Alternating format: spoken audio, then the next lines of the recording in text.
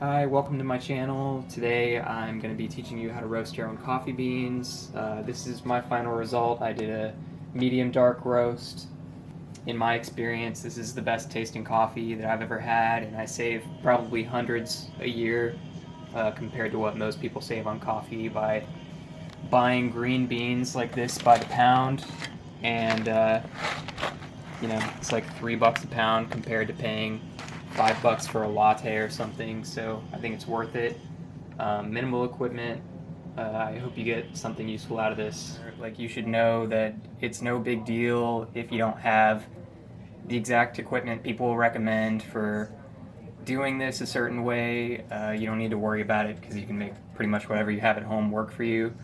Most people recommend a cast iron skillet because that's going to have the best heat distribution and give you even heating to cook all of your beans at the same time.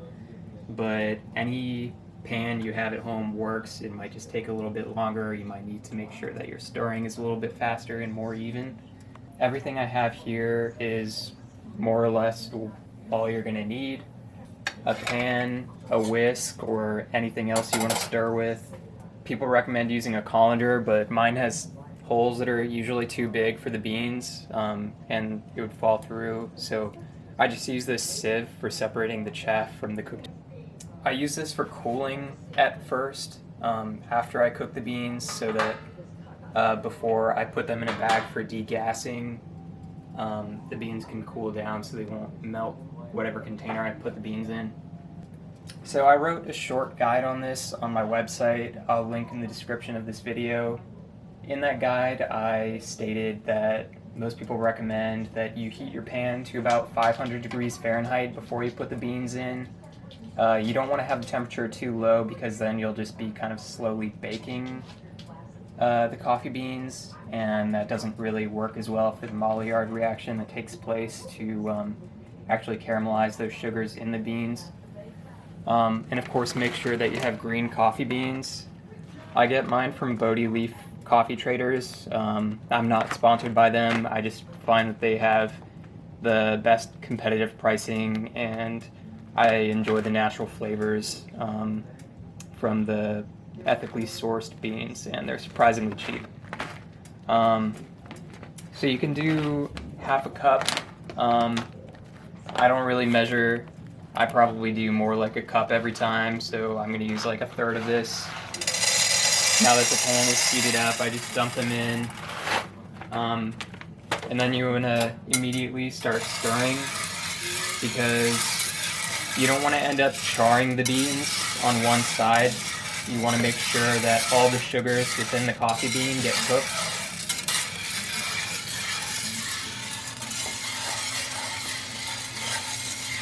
I like using a whisk for the stirring just because it covers a bigger surface area.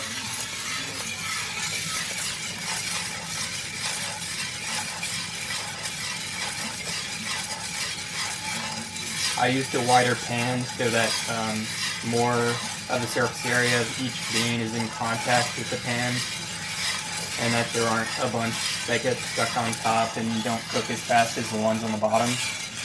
It's not a complicated process. Basically, just imagine that you're sauteing the beans, but you're not using any kind of oil or that there's any other kind of liquid present. And you just want to keep constantly moving it again so that the sugars, the natural sugars within the beans caramelize. I found that this is not only one of the cheapest methods of drinking coffee, but that it's also, in my opinion, the best tasting coffee because it's not bitter like Folgers or something from the store, and they don't have to load it up with cream and sugar because all the natural sugars within the beans are retained,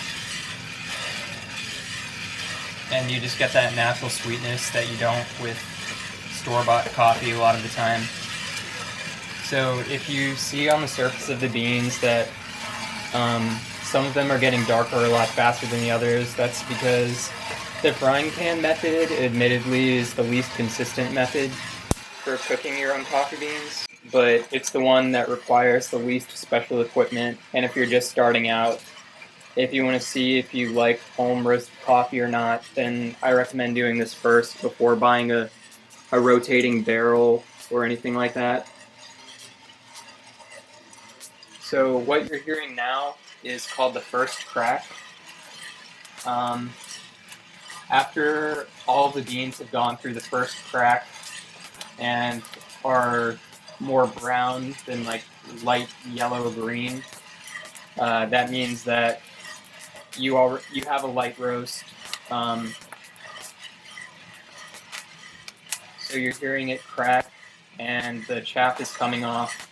You can see stuff flying out of the pan. Those little silver skins are somewhat bitter. So that's why we have the sieve to separate out the chaff later on, or you can use a colander.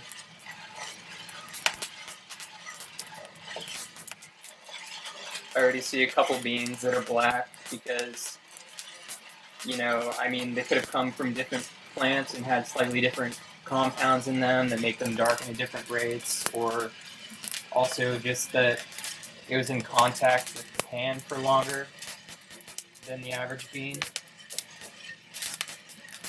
Now you can really hear all of it cracking. There's a lot of smoke coming up because the beans are releasing CO2 as a byproduct of the chemical reaction that makes the brown sugars.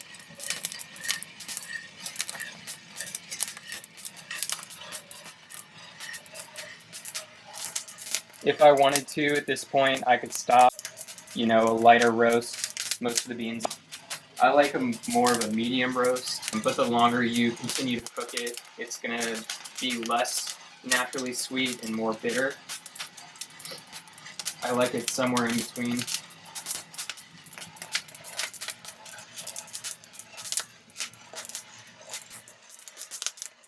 Then pour it into a pan to cool, because I'm going to be storing it in a plastic container and I don't want the beans to mess it up or taste like plastic when I grind up the beans and brew the coffee. You can still hear some of the beans. It's probably the second crack for the darker beans that you're hearing. After they cool down, you can either store it in a container, and you're going to want it as airtight as possible. So, I tend to just use a Tupperware container with a lid. You just don't want to leave it exposed in the open air for the next several hours while it continues to release the gases from the chemical reaction that just took place. And then you're going to want to use your sieve or colander and just get out all the chaff and the skins. So it's cooled down enough so it's not going to burn my hand when I try to do this.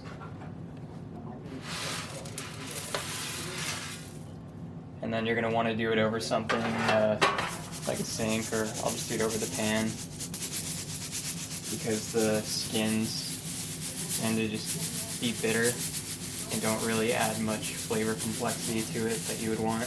And then you're just going to want to pour it into a container that's relatively small. You can do it in a Ziploc bag, but I don't like wasting bags if I don't need to, so just make sure it's something airtight so that while it off-gasses, it's not exposed to the oxygen, because that'll make your coffee stale.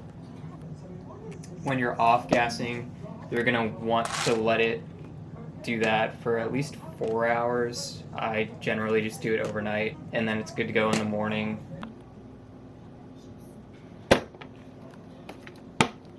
And that's all there is to it. Thanks for watching.